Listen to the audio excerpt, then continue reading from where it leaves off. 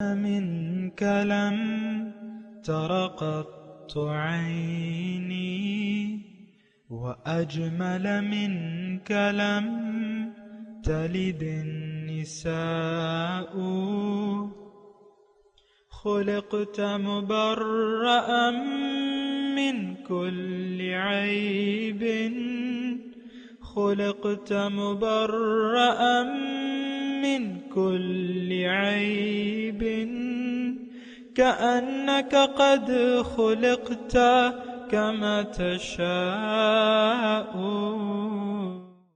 كتاب أنزلناه إليك مبارك ليدبروا آياته وليتذكر أولو الألباب.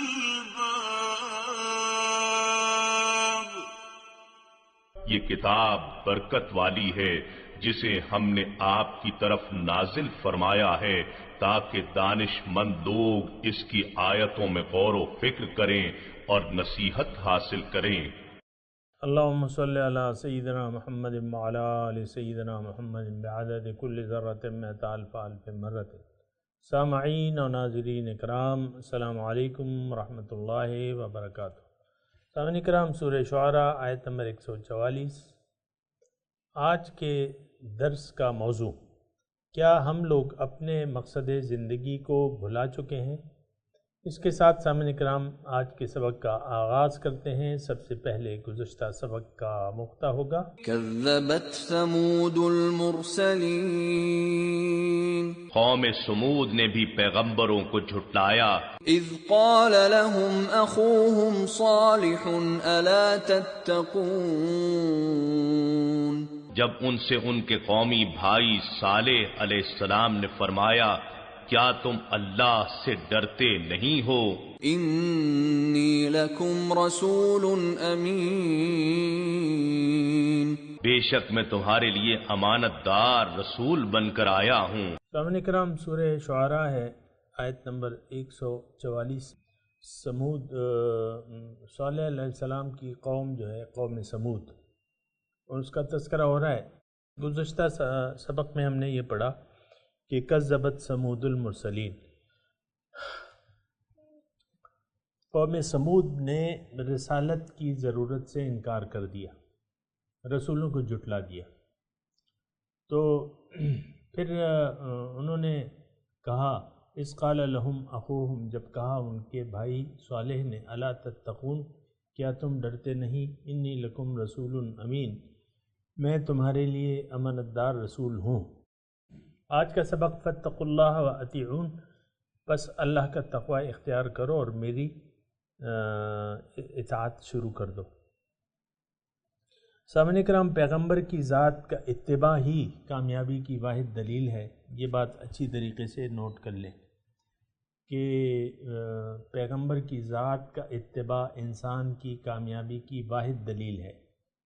ہر وہ راستہ جو پیغمبر کے طریقے کے خلاف ہے وہ مردود ہے، اس کا کوئی حاصل حصول نہیں ہوگا. یہ بات نوٹ کر لیں سامعین کرام. ہم تو عام طور پہ یعنی اتباع رسول کی سے خلاف ایک زندگی گزار رہے ہیں، یعنی مسلمان اپنے آپ کو کہلا رہے ہیں اور کلمہ بھی پڑھتے ہیں اور سارے کام تو نہیں، بہرحال چند رسوم عبادات ظاہری کو ہم اپنا کر، یہ عبادات ظاہری کا مطلب میرا 5 بنا ہے. 5 بنا جو ہے 5 ستون ہیں دین کے: نماز، روزہ، حج، زکوٰۃ اور کلمہ. تو سامعین کرام، اس کی یعنی اگر آپ محسوس کریں تو یہ بغیر یعنی صرف ستون ہی کسی کام کے نہیں ہوتے جب تک آپ اس پہ ایک عمارت نہ بنائیں. اور میں اور آپ جس ماحول میں رہ رہے ہیں ان کو یعنی ان اعمال کو ہی سارا دین سمجھ لیا گیا ہے. یعنی ایک افسر جو ہے دفتر میں بیٹھ کے اپنے اختیارات سے ناجائز فائدہ اٹھا کے کرپشن کا بھی مرتکب ہو رہا ہے. پھر عوام کی جیبوں پر بھی ہاتھ صاف کر رہا ہے حسب توفیق. تو پھر یہ ہے کہ اور پھر یہ ہے کہ وہ کلمہ گو بھی ہے اور نمازیں بھی پڑھتا ہے، روزے بھی رکھتا ہے اور زکوٰۃ بھی دیتا ہے اور حج کو بھی جاتا ہے. یعنی عملی زندگی یہ ایک، اگر آپ محسوس کریں سامعین کرام، یہ ہمارا ایک قومی المیہ ہے کہ دین کو ہم نے محدود کر دیا ہے چند افعال تک. چند افعال ظاہری کو اختیار کر کے ہم یہ سمجھتے ہیں کہ ہم نے اپنا حق ادا کر دیا دین پر عمل کرنے کا. یہ ایک انتہائی غلط تصور ہے، اس کی اصلاح ہونی چاہیے. لیکن دین جو ہے اصل میں کیا چیز ہے؟ یہ ایک مکمل ضابطۂ حیات ہے. دین ایک زندگی گزارنے کا طریقہ ہمیں بتاتا ہے. دین حضور صلی اللہ علیہ وسلم کا اسوہ حسنہ کیا ہے؟ وہ تو صرف نماز، روزہ، حج، زکوٰۃ تک تو محدود نہیں ہے. ہر شعبے میں حضور صلی اللہ علیہ وسلم کی ہدایات جو ہیں وہ موجود ہیں.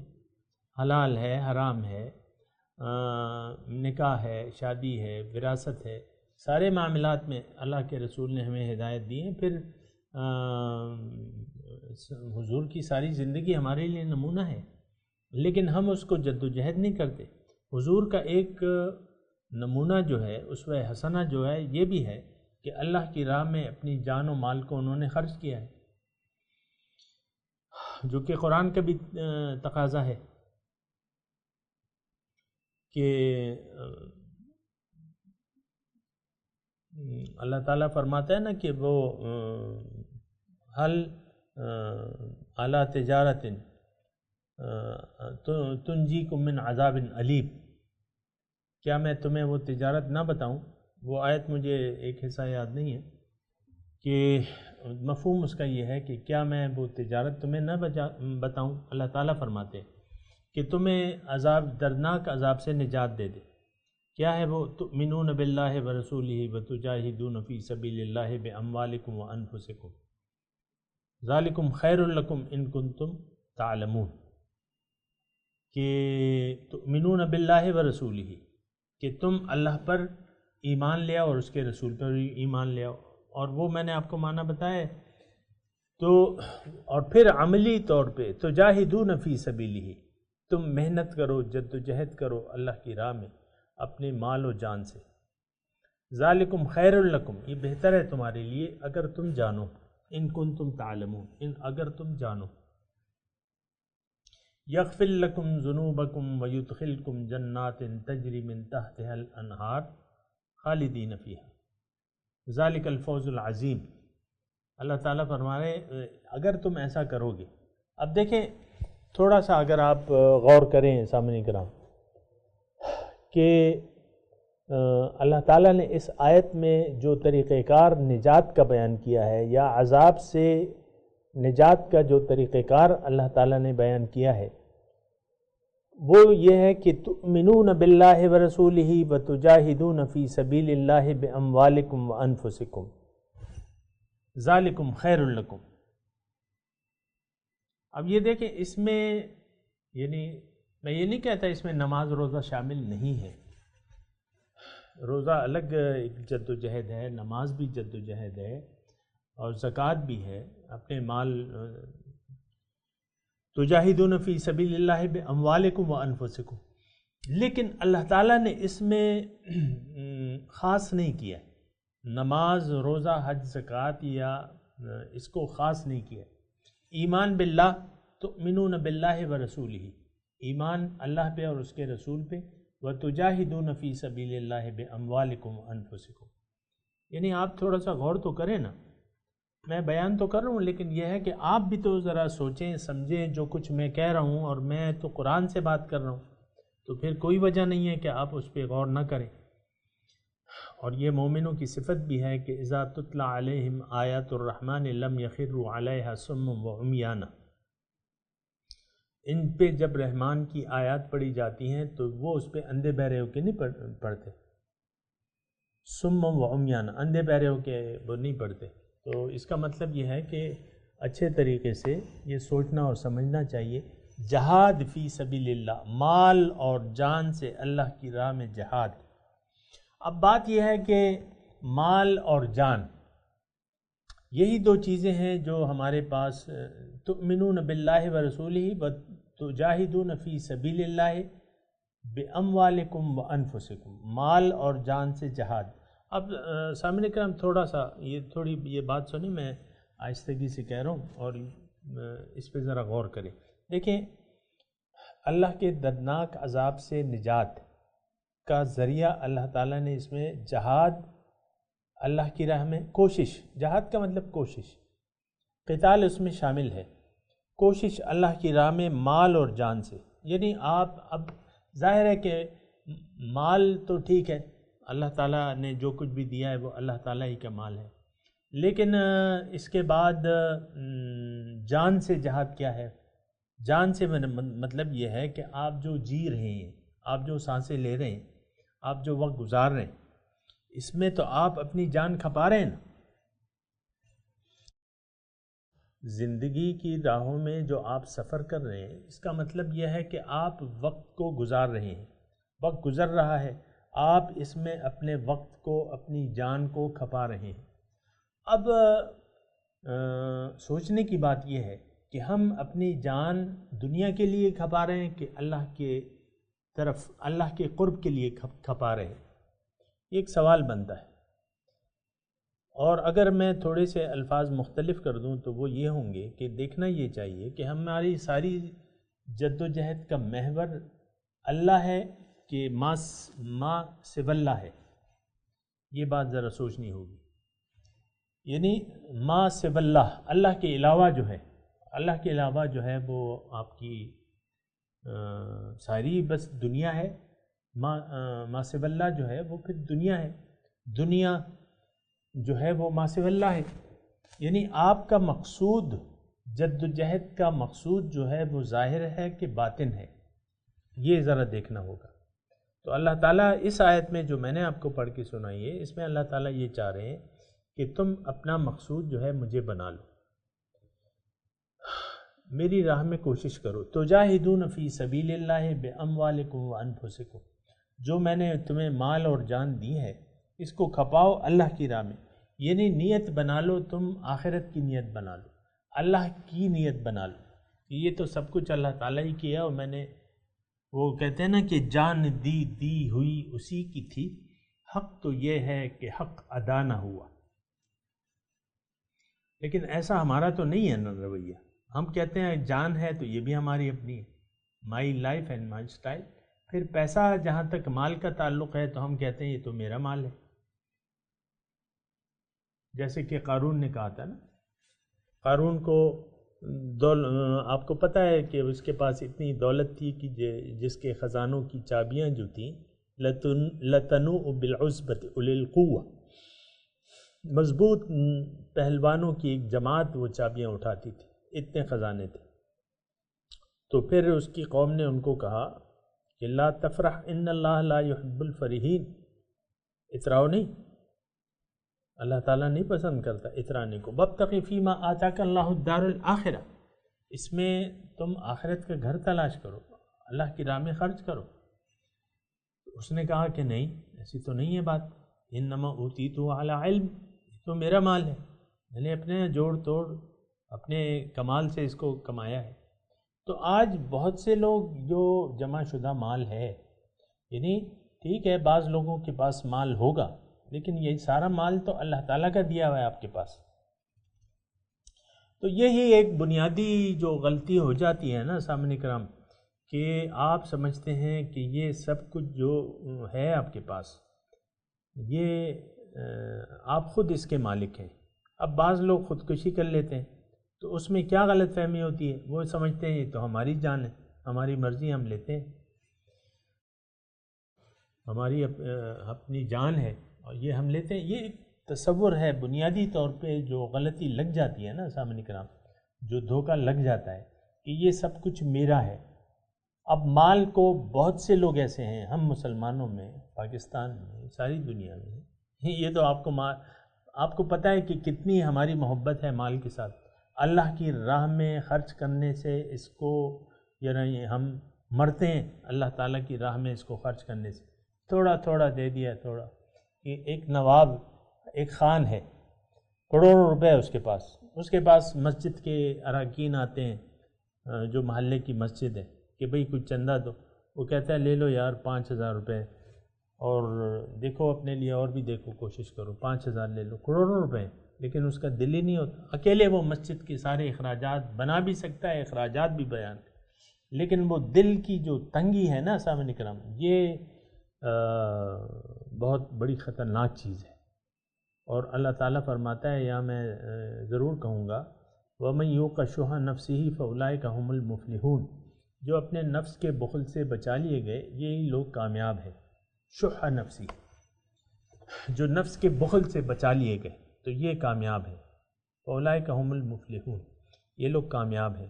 تو نفس کا بخل ہم پہ حاوی ہے، نفس کا بخل جو ہے وہ ہم پہ حاوی ہے.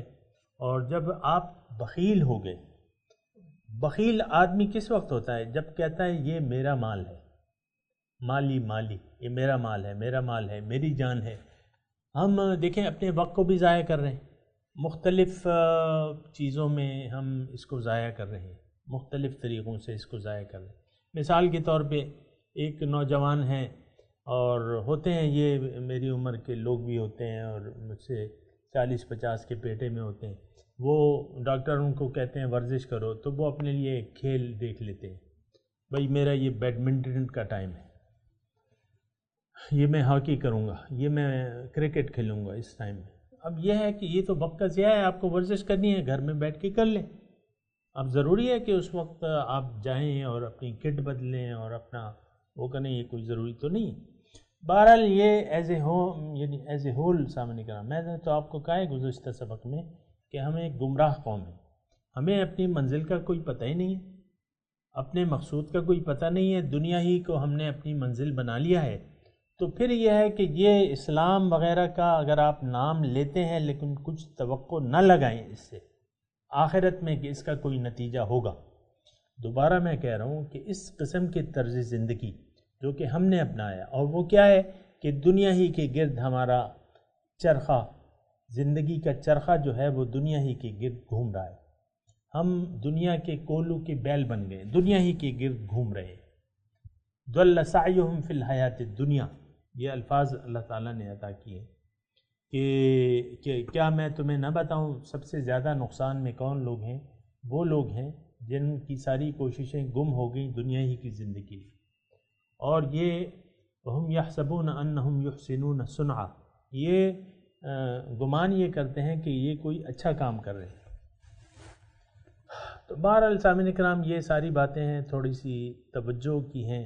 یہ ہم مضامین پڑھ رہے ہیں، رسول آئے، خیر خواہی کی باتیں کی، قوم نے اس کو جھٹلا دیا. لیکن رسول جو بات کرتے ہیں یا واقعات میں جو باتیں آتی ہیں تو یہ آپ یہ نہ سمجھیں کہ یہ قوم عاد تھی یا یہ قوم سمود تھی یا یہ قوم نوح تھی.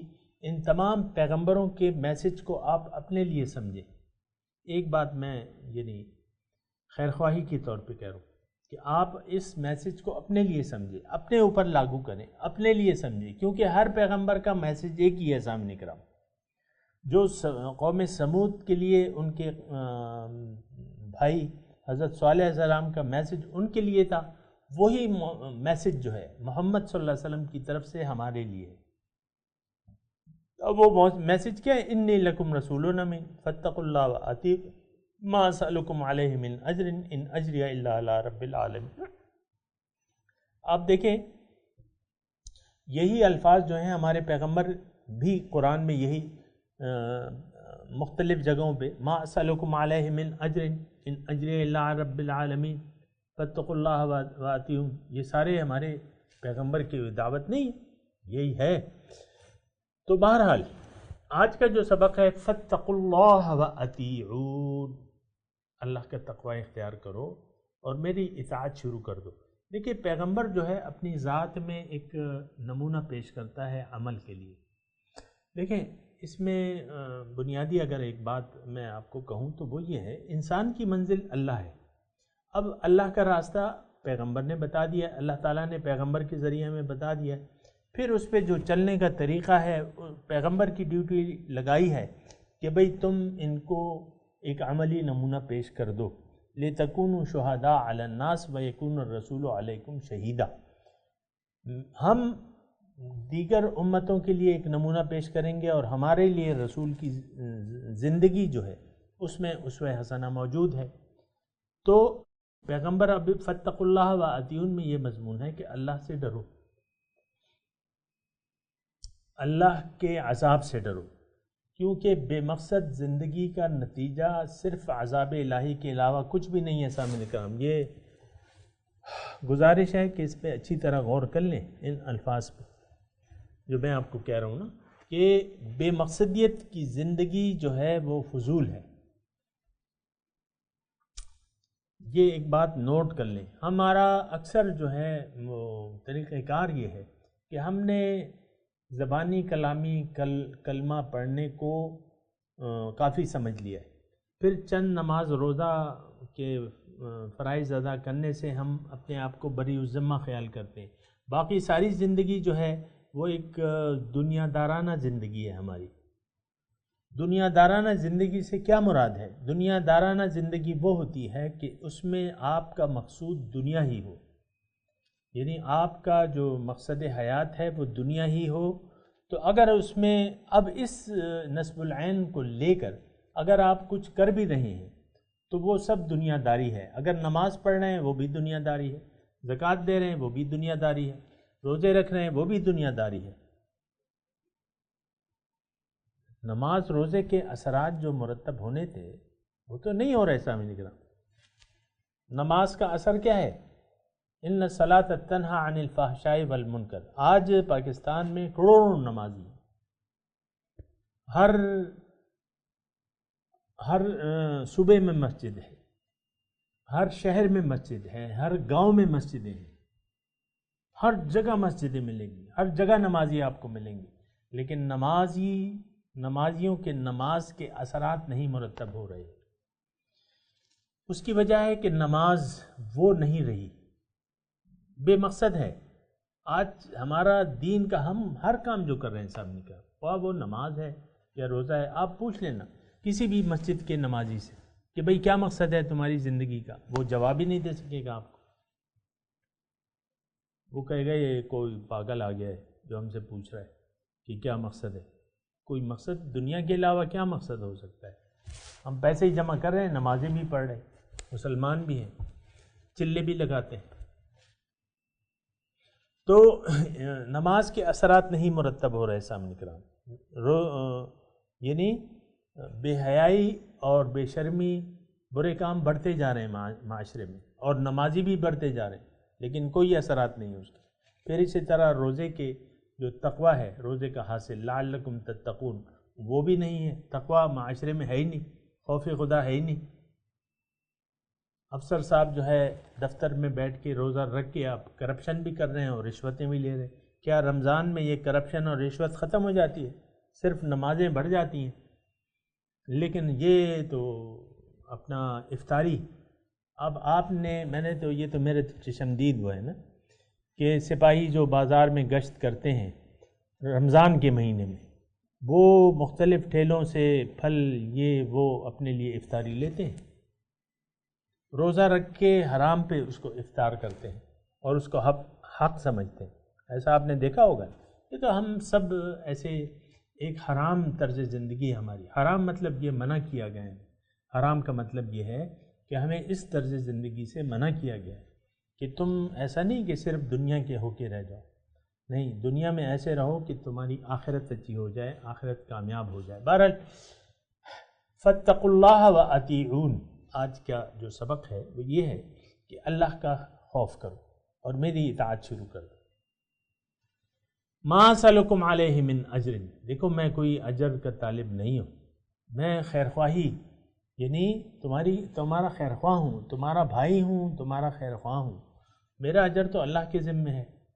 تو یہ بہرحال سامعین کرام یہ سارا مضمون تھا کہ پیغمبر اپنی قوم کو دعوت دیتا ہے کہ تم اللہ کا تقوی اختیار کر لو، اور یہی وہ صفات ہیں جو ہم میں نہیں ہیں۔ جو صالح علیہ السلام نے اپنی قوم کو جو دعوت دی کہ تقوی کی اور اطاعت رسول کی، اور دیکھیں ہمارا المیہ یہ ہے کہ ہم نے خوف خدا جو ہے آج معاشرے سے انقا ہو گیا ہے،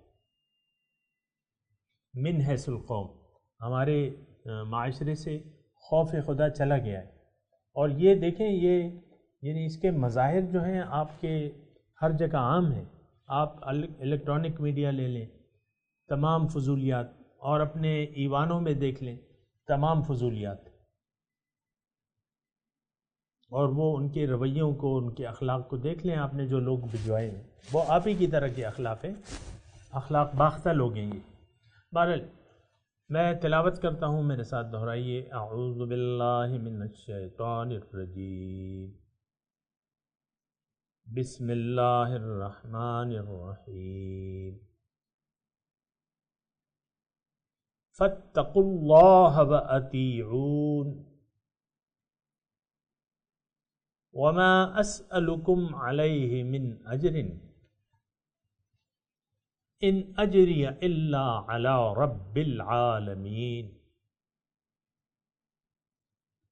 فاتقوا اللہ وأطیعون ترجمہ سنا دیں، اللہ سے ڈرو، میری اطاعت کرو۔ ما اسألکم علیہ من اجر، میں تم سے کسی اجر کا طالب تو نہیں ہوں۔ ان اجری الا علی رب العالمین، میرا اجر تو رب العالمین کے ذمے ہے۔ سامعین کرام، اب ان آیات کی تلاوت اور ترجمہ سنتے ہیں۔ فاتقوا اللہ وأطیعون So fear God and obey me. وما أسألكم عليه من أجر إن أجري إلا على رب العالمين. I ask of you no payment for it. My payment is only from the Lord of the worlds. سامعین کرام، اس کے ساتھ ہی آج کے درس کا وقت اختتام کو پہنچا۔ اگلے درس میں انشاءاللہ ملاقات ہوگی۔ وآخر دعوانا ان الحمد للہ رب العالمین، والسلام علیکم ورحمۃ اللہ وبرکاتہ۔